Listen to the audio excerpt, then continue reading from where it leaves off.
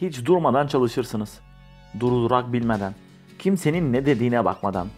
Neler olduğunu, neler bittiğini umursamadan. Sadece bir amacınız vardır. Tek bir amaç. Dünyanın en iyi ve en sağlam futbolcusu olmak. Biz bugün sizler için durdurak bilmeden çalışan ve devlet tarafından koruma altına alınan bir adamı, Pele'yi sizler için ele aldık. Pele'ye sahip olduğu dünya gümüş bir tepsiyle servis edilmedi. Geldiği yere ulaşmak için kanla başla mücadele etti. Bu adamın her ayağı takıldığında tekrar ayağa kalkmasını sağlayan şey ne? Karşınızda dünyanın en çok gol atan ikinci futbolcusu Pele. Edson Arantes do Nascimento 23 Ekim 1940'ta Brezilya'nın Minas Gerais eyaletine bağlı Três Coraçes'te dünyaya geldi. Babası bacağı kırıldığı için emekli olmaya zorlanan bir futbolcuydu. Edson fakir bir ailenin çocuğu olarak dünyaya geldi. Ailenin gelirine katkı sağlamak için ayakkabı boyacılığı yaptı. Futbola hem çok ilgili hem bu konuda çok yetenekliydi. Küçük Edson bir hayli yaramaz bir çocuktu. Bu nedenle arkadaşları ve kuzenleri Edson'a Pele lakabını taktı. Lakap öyle çok sevildi ki futbol efsanesi zaman içinde neredeyse kendi ismini unuttu. Bu lakap zamanla Pele'ye dönüştü. Pele'yi keşfeden ise bir başka efsane Valdemar de Brito'ydu.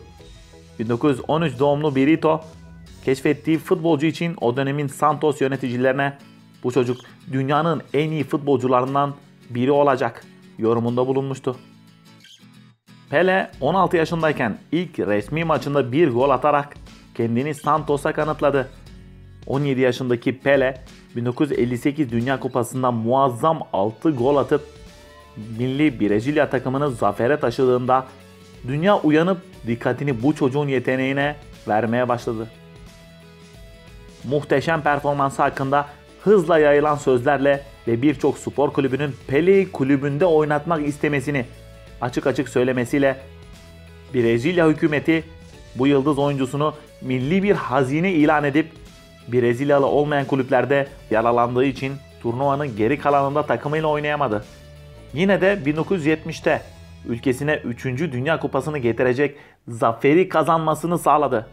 Evet, Pele 3 Dünya Kupası zaferi kazandı. Bir golü çok önemli ve değerliydi. Hem Brezilya'nın 100. Dünya Kupası golünü attı hem de kafa golü olduğu için bu Pele'nin kalbine daha yakın bir goldü. Pele'nin babası kafa gollerinde usta ve bir maçta 5 kafa golü attığı söylenen biri olduğu için bu gol Pele için çok anlamlıydı.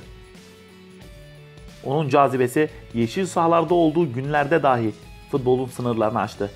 Ancak yine de tarihin en ünlü insanlarından biri hakkında pek çok kişinin duymadığı bazı hikayeler var. Biz bu hikayelerden sadece birkaçını bugün sizlere ayırdık. Pele'nin kulübü Santos 18 Haziran 1968 tarihinde Bogota'da bir hazırlık maçında Kolombiya olimpiyat takımıyla karşı karşıya geldi. Futbolda kırmızı kartın henüz olmadığı o günlerde, biliyorsunuz ki kırmızı kart 1970 yılında kural olarak getirildi. Brezilyalı efsane bir defans oyuncusuna faul yapmış ve bir de hakem Guilherme Velasquez'in iddia ettiği üzere hakaret etmişti. Velasquez bunun üzerine Pele'ye sahayı terk etmesi gerektiğini söyledi.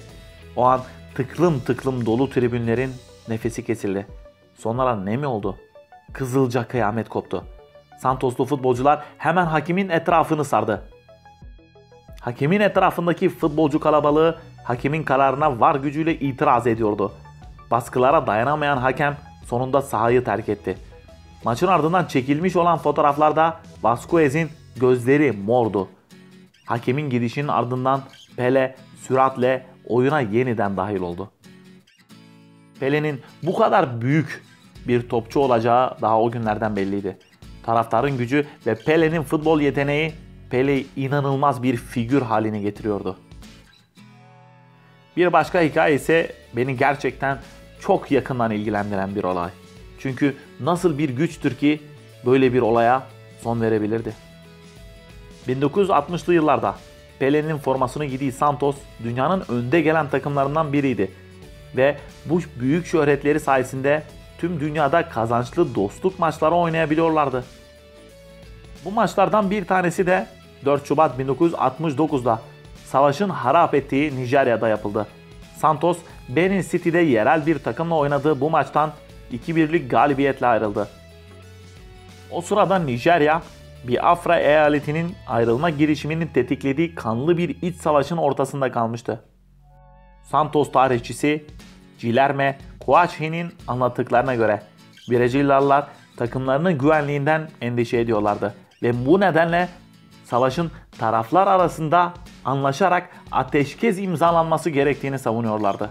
Ve ateşkes imzalandı. Bu hikaye son birkaç yıldır tartışmalıydı ve Pele'nin 1977'de yayınlanan merakla beklenen ilk otobiyografisinde yer almıyordu.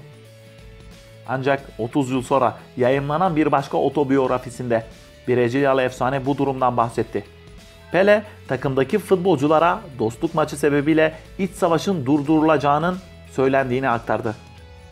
Bunun doğruluğundan tam emin değilim ama Nijeryalılar biz oradayken Biafranlıların bir saldırı düzenlemeyeceğini garanti altına aldılar. Bu hikayeden de anlayacağımıza göre Pele kişilik olarak da çok büyük bir insandı. Düşünsenize, bir iç savaş sizin oynayacağınız bir dostluk maçı sebebiyle sona erebiliyor. Pele'nin skor tahtası büyüleyici. Usta oyuncu toplamda 1281 gol kaydetti. Ve bir başka Brezilyalı futbolcu olan Arthur Ferrer için 1329 gollü birinciliğinden sonra listede ikinci olarak yer aldı. 92 hat-trick ve 97 uluslararası golüyle tüm zamanların en yüksek istatistiğine sahip olması onu zirveye taşıyor.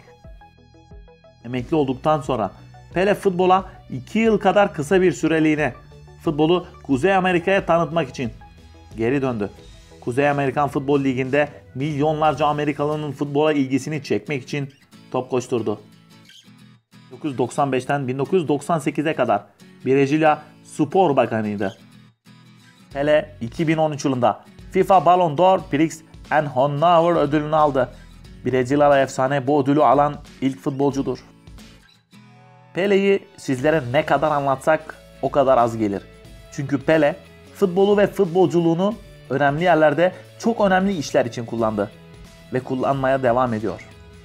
Futbolun en güzel yanlarını, dostluk, kardeşlik, futbol severlik olarak bunları tüm güzel yanlarıyla kullanarak tüm dünyaya örnek oldu ve örnek olmaya devam ediyor. Biz bugün sizler için Pele'nin hikayesini anlatmaya çalıştık. Umarım videomuzu beğenmişsinizdir. Eğer beğendiyseniz kanalımıza abone olmayı ve videolarımızı beğenmeyi unutmayın. Bu gibi videoların devamının gelmesini istiyorsanız yorumlarda belirtebilirsiniz. Şimdilik kendinize iyi davranın, sağlıkla kalın.